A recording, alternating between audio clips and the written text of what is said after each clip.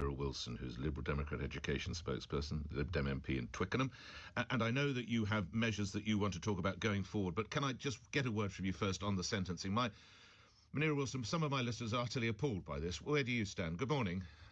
Good morning, Nick. Well, first of all, can I just say my thoughts are with the families of all those who are affected. This is, it's hard listening to you again. And when I heard the revelations first before Christmas, it's harrowing, disgusting, disturbing. And I'm a parent of 2 young children myself. If I were one of those parents, frankly, no amount of time in jail would be long enough. And so I totally get where you're coming from. I'm not sure what the sentencing guidelines are on this. I hope he's got the maximum and he stays for the maximum amount of time. But sadly, we had a very similar case in Twickenham. It wasn't sexual abuse, but it was child cruelty last year. The woman was jailed for 8 years last September, but she only served a few months because she's since been deported to Poland and will probably walk free there. So, parents need to see justice being done. Let's look into the future. You have some measures that you would like to see implemented and some suggestions for the government. Munira. That's right. Because sadly, this Chan case is not isolated. I mentioned the Twickenham case. There's been another case in Bristol just this week as well. And the death of a baby up in Greater Manchester in Cheadle, where a nursery worker was convicted of manslaughter in 2024. I and my colleague Tom Morrison have been campaigning and calling for the government to introduce compulsory CCTV in nurseries. And we're also calling for a register of childcare workers. And these are measures that actually the Australian government has recently introduced. I think they're piloting CCTV and they're introducing the register because of similar cases over there. How would the register work, Munira Wilson?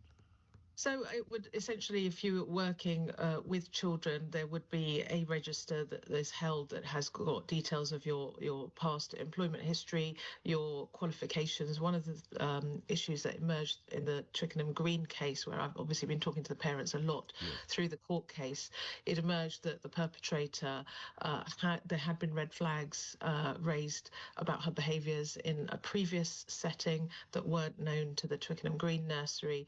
The parents also assumed she did have some basic training and qualifications. Again, it emerged through the court case that wasn't the case.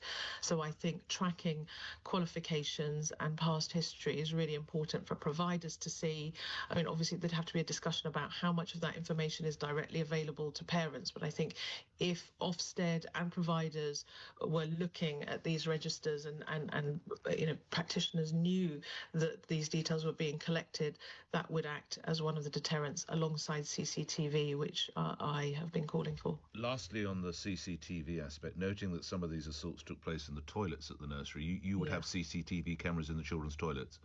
Well, I think it would be... You've got to do it. There's no point messing about. Well, so the government has something that I do welcome. The government has set up an advisory group to look at this. I think they need to look at the workability of whether you could really have it in every area. Clearly, it's not a silver bullet, Nick. But the key thing with CCTV is not only did it help catch the criminals in many of these cases, but it can act as a deterrent if you're monitoring that CCTV regularly, and it can act as a training tool. So I think there is real value in introducing CCTV, how in which rooms it's rolled out, whether it can be rolled out in every part of a nursery, and how many, whether it can be in all childcare settings. That's something that experts need to work through with the sector. But I think it should be a question of when, not if. Well, I want to go to a legal expert on sentencing, Alison Miller, in a moment. But while I have you on the line, can I have just a comment on a couple of other stories? You as an education spokesman for the party. Pupils will be allowed to change their gender at school and use different pronouns, including in some rare cases, I want to stress that word, as young as 4. Wholly comfortable with that? Well, I think we need to ensure that parents are involved as much as possible, and parents and children and teachers together. As you pointed out, I think it says it would be extremely rare with young children. I think the main thing is that we are supporting children that are questioning their identity. And I think one of the things that comes through in the draft guidance, remember it's out to consultation for parents and teachers and children to feed back, is that it talks constantly about the best interest of the child, and therefore that needs to be put at the forefront, whether actually, if a child is saying that we want a different pronoun used or to socially transition, is that in the best interest? And that needs to be a joint discussion with the parents wherever possible. And lastly, you and I have talked a lot about water quality, not least because you represent, of course, Twickenham, a large stretch of the Thames there. And there is a proposal now that once the water has been treated, apparently, that part of the water, or just up from where you are, people will go swimming there, swimming in treated effluent. Are you ready to have a dip?